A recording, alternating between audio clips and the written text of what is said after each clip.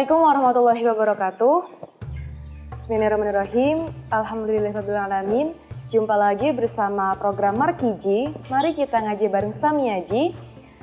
Ya, di video kali ini saya akan bercerita tentang salah satu cerita yang ada di buku dari, mungkin pemirsa Markiji udah pernah baca buku ini ya.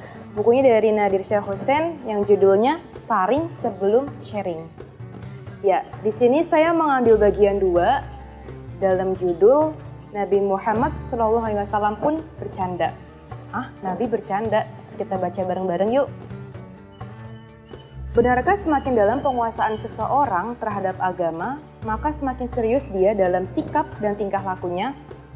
Tak ada senyum lebar, apalagi tawa. Mereka menjelma menjadi manusia suci yang tidak lagi terjangkau oleh dunia keseharian kita. Benarkah demikian? Jikalau ini benar, mengapa para kiai di pesantren justru sangat humoris dan santai dalam bersikap dan berinteraksi sosial? Bagaimana kalau kita simak penjelasan dari Tafsir Al-Misbah? Teman-teman pasti tahu ya, Tafsir Al-Misbah pengarangnya siapa? Yang ditulis oleh mufasir kenamaan dan kebanggaan kita, khususnya di Indonesia, yaitu Habib Quraish Shihab. Mahaguru ilmu tafsir ini mengutip sejumlah riwayat yang menceritakan bagaimana Nabi SAW berinteraksi dalam kesehariannya bersama para sahabat. Mahaguru ilmu tafsir ini mengutip sejumlah riwayat yang menceritakan bagaimana Nabi SAW berinteraksi dalam keseharian beliau bersama para sahabat. Nabi SAW mencandai seorang nenek bahwa surga tidak dimasuki perempuan lanjut usia. Maka nenek itu menjerit, merasa kecewa. Kenapa? Sedangkan Nabi meresponnya dengan tersenyum sambil membacakan surat Al-Waqiah ayat 35-38. Bahwa mereka yang lanjut usia akan kembali muda saat di surga kelak. Sang nenek tertawa membayangkan wajah keriputnya kembali mulus dan kinclong di surga kelak. Pada lain kesempatan, ganti Nabi SAW yang dikerjai sahabatnya. Nuaiman bin Rufah adalah sahabat Nabi yang turut dalam berbagai pertempuran bersama Nabi. Nuaiman terkenal gemar bercanda sehingga dalam satu riwayat dikabarkan Nabi berkata bahwa Nuaiman akan masuk surga dengan tertawa. Suatu saat Nuaiman mendatangi Nabi sambil menghadiahi Nabi buah-buahan. Tak lama kemudian datanglah penjual buah yang mengenagih harga buah-buahan tersebut kepada Nabi. Loh, kan tadi dikasih ya, kenapa ini ditagih? Nah, Nabi kaget dan bertanya pada Nuaiman, bukankah telah engkau hadiahkan buah-buahan ini kepadaku? Ternyata, Nuaiman berhutang dahulu kepada penjual buah tersebut dan bilang bahwa Nabi yang akan membayarnya. Nuaiman menjawab, benar wahai Nabi, aku sungguh ingin bisa makan buah bersamamu, tetapi aku sedang tidak punya uang. Nabi tertawa, lalu membayar harga buah-buahan tersebut pada penjual buah. Lihatlah keakraban sang Nabi dan bagaimana beliau tidak marah saat dikerjai oleh sahabatnya. Mungkin ini sedikit berbeda ya pemirsa Markiji dengan candaannya milenial zaman sekarang. Kita bisa mencontoh candaannya Nabi.